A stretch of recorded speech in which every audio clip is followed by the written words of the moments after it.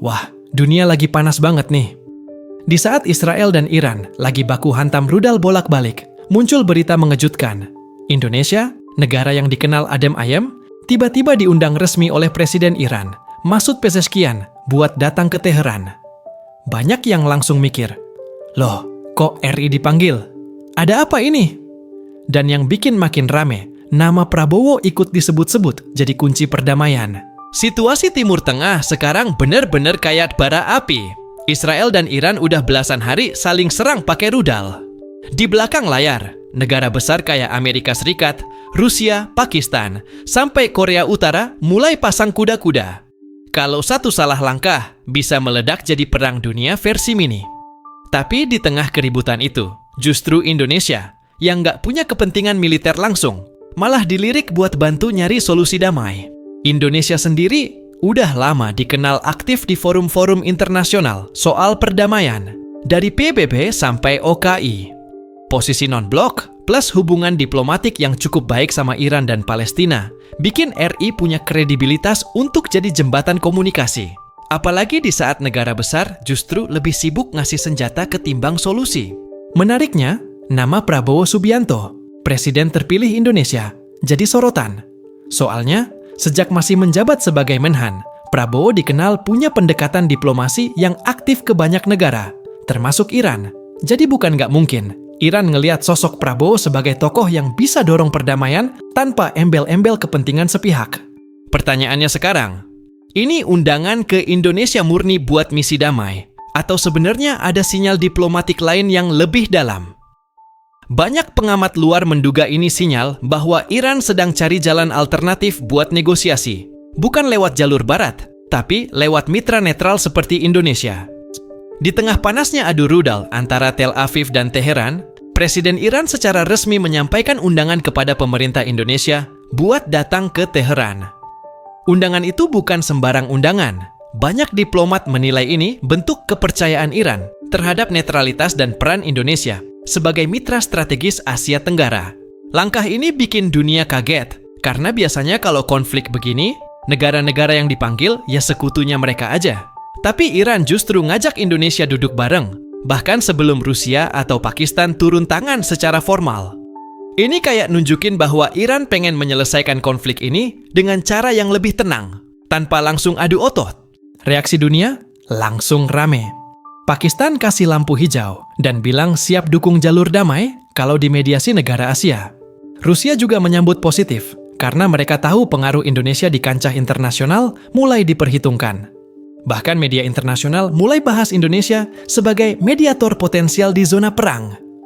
Sementara itu, Amerika Serikat dan sekutunya cenderung nahan diri karena langkah Iran ngajak Indonesia ini di luar perhitungan mereka. Mereka khawatir kalau Indonesia berhasil jadi penengah, maka pengaruh blok barat bisa berkurang dalam proses perdamaian Timur Tengah. Langkah Iran ngajak Indonesia ini bisa dilihat sebagai bagian dari strategi diplomatik yang makin ke timur. Banyak negara mulai sadar, solusi konflik global nggak bisa cuma dimonopoli barat. Iran sendiri udah lama ngerasa dimusuhi oleh Amerika Serikat dan sekutunya. Maka dari itu, mereka pilih ngajak negara yang netral dan punya hubungan baik dengan banyak pihak. Indonesia lah jawabannya. Di sisi lain, Prabowo punya visi politik luar negeri yang cukup unik. Alih-alih hanya fokus ke Asia Tenggara, dia mulai buka relasi ke kawasan Timur Tengah dan Eurasia. Dalam beberapa tahun terakhir, Indonesia juga aktif di berbagai forum multipolar kayak BRICS dan OKI. Jadi, ya wajar aja kalau Indonesia makin dilirik sebagai aktor yang bisa dipercaya buat jadi penengah. Kalau dilihat dari segi ekonomi dan energi, peran Indonesia juga penting banget. Iran adalah negara kaya minyak, tapi lagi dikucilkan. Indonesia bisa jadi pintu untuk memperkenalkan kembali energi Iran lewat jalur Asia, terutama lewat kerjasama teknologi dan migas. Jadi selain urusan diplomasi, ini juga soal kepentingan energi dan kestabilan kawasan. Yang jelas, makin kesini, diplomasi Indonesia makin nggak bisa diremehkan. Indonesia bukan cuma penonton, tapi mulai main di papan atas. Dan kalau beneran bisa bantu damaiin Iran-Israel, itu bakal jadi sejarah baru dan bikin nama Indonesia makin bersinar di mata dunia. Kalau Indonesia berhasil jadi juru damai, itu bisa jadi game changer. Citra RI di dunia internasional naik drastis. nggak cuma dipandang kuat secara ekonomi, tapi juga dipercaya secara diplomatik. Ini bisa bawa pengaruh ke banyak hal. Akses dagang lebih luas, kepercayaan investor meningkat, sampai makin diperhitungkan di forum global kayak G20 dan BRICS.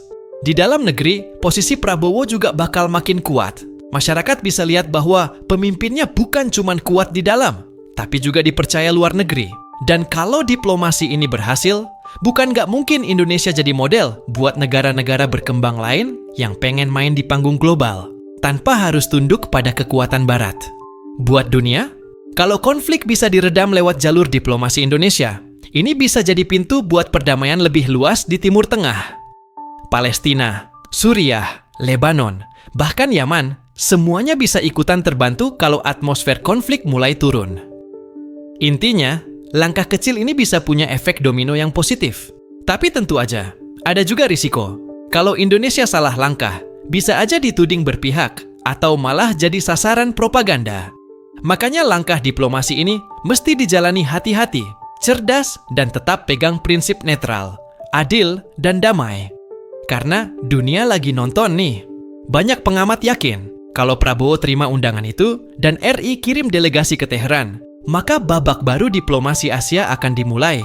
Ini bisa jadi awal Indonesia ambil peran lebih aktif dalam isu global, bukan cuma di level ASEAN. Prediksinya, dalam 6 bulan ke depan akan muncul forum multilateral baru dengan Indonesia sebagai tuan rumah. Iran sendiri kemungkinan besar akan dorong pembicaraan damai yang melibatkan negara-negara Islam. Bisa aja Indonesia diminta bantu bikin pertemuan informal yang ngumpulin Iran, Turki, Qatar, dan mungkin Rusia. Sementara Amerika Serikat dan sekutunya bakal terus pantau. Siapa tahu mereka juga tertarik masuk ke dalam proses itu. Untuk Prabowo, ini jadi ujian sekaligus peluang emas. Kalau bisa mengelola ini dengan baik, maka citranya sebagai pemimpin global bakal melejit. Tapi ya itu tadi, nggak bisa buru-buru atau emosional. Butuh perhitungan matang dan tim diplomasi yang kuat. Untungnya, selama ini RI punya banyak diplomat kawakan. Dan publik Indonesia juga perlu ngerti, ini bukan sekadar urusan luar negeri biasa. Kalau berhasil, bisa berdampak langsung ke ekonomi kita, stabilitas kawasan, dan keamanan global. Jadi ayo, kita semua dukung langkah ini, sambil tetap kritis dan waspada. Jadi, gimana menurut lu, bro? Indonesia jadi penengah konflik Timur Tengah. Bisa nggak? Kalau lu pikir ini kesempatan emas, lu nggak sendirian. Banyak orang juga ngelihat ini sebagai momentum sejarah. Tapi kalau lu ngerasa ini bisa berbahaya, ya juga valid. Karena dunia diplomasi itu kayak main catur. Salah langkah, bisa bahaya. Yang jelas, dunia lagi ngelihat ke kita. Dan kalau RI beneran bisa bantu bikin damai antara dua musuh bebuyutan kayak Israel dan Iran, itu bukan cuma catatan sejarah, tapi juga kebanggaan nasional. Semoga langkah ini nggak cuma jadi sorotan, tapi juga jadi solusi nyata buat dunia yang lagi panas banget. Nah, kalau Indonesia berhasil bikin dua negara yang udah puluhan tahun saling benci ini duduk bareng, itu nggak cuma hebat, itu legendaris, bro. Dunia bakal inget, waktu semua negara besar pada nyari jalan pakai senjata, Indonesia malah nyodorin dialog, dan yang ngajak ngobrol bukan negara sembarangan, tapi salah satu pusat ketegangan dunia. Jadi yuk, kita pantau terus langkah Indonesia di level global ini. Bukan cuma karena seru, tapi karena ini bisa bawa efek nyata ke kehidupan kita juga. Siapa tahu, anak-anak kita nanti bisa hidup di dunia yang lebih damai. Dan semua itu dimulai dari langkah kecil Indonesia di Teheran. Jangan lupa, follow terus buat update yang makin panas, dan share biar temen lu juga nggak ketinggalan kabar penting kayak gini.